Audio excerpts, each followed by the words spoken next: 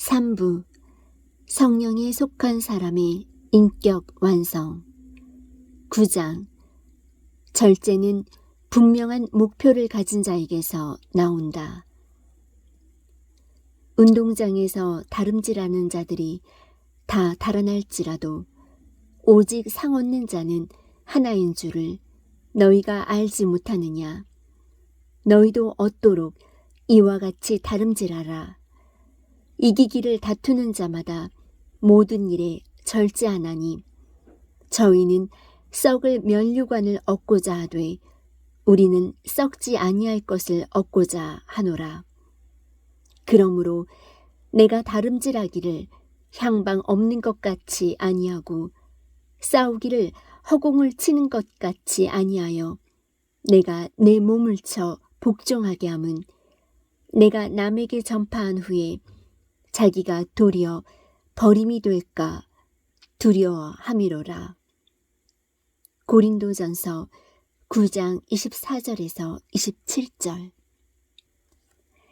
미국의 농구 코치 가운데 카튼 피시먼스라는 사람이 있었다고 합니다.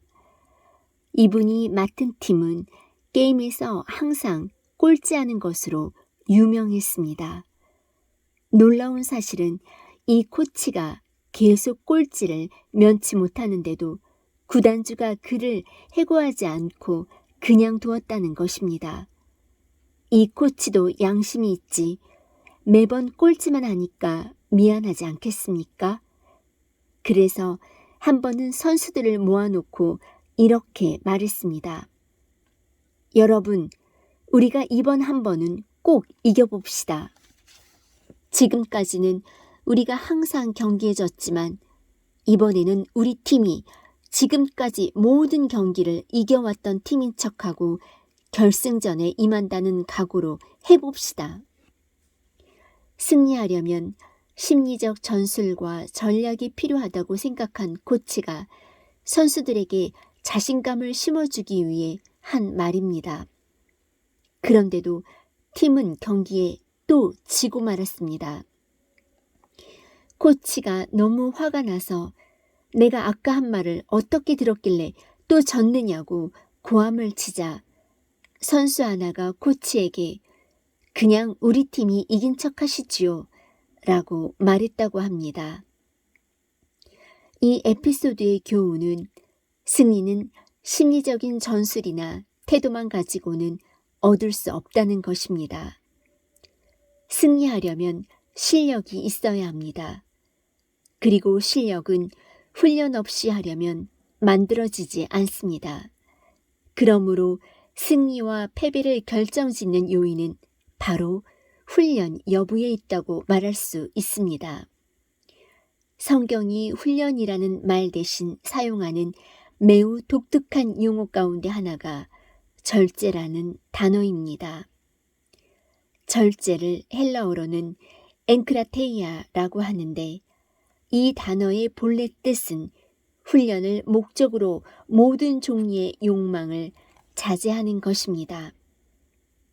갈라디아서 5장 22절에 보면 바울이 성령의 열매에 대해 말할 때 사랑과 희락과 화평과 오래 참음과 자비와 양선과 충성과 온유와 절제 순서로 열거합니다.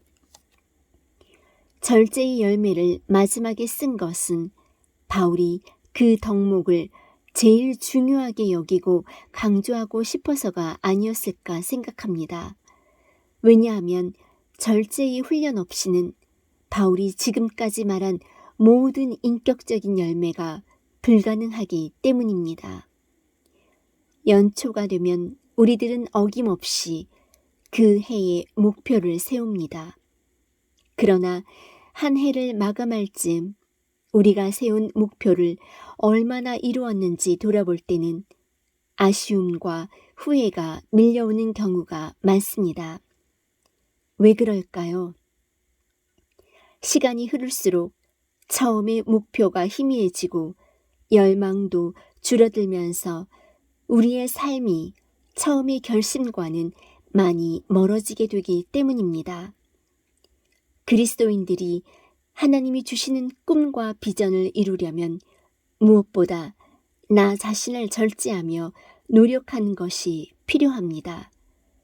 그러나 절제는 결코 구호만으로 되지 않습니다. 어떤 분명한 동기가 있을 때 우리는 스스로를 절제할 힘을 갖게 됩니다. 그렇다면 우리에게 동기를 부여해주는 삶이란 어떤 삶일까요? 어떤 삶을 열망할 때 절제의 열매를 맺을 수 있을까요? 내가 내 몸을 쳐 복종하게 함은 우리가 절제의 열매를 맺기 위해서는 첫째로 하나님께 쓰임받는 삶을 열망해야 합니다. 바울은 본문에서 그리스의 고린도 교회에 편지를 씁니다. 이 편지에서 바울은 인생을 하나의 경주로 보고 있습니다. 그리스는 고대 올림픽이 탄생한 나라이기도 합니다.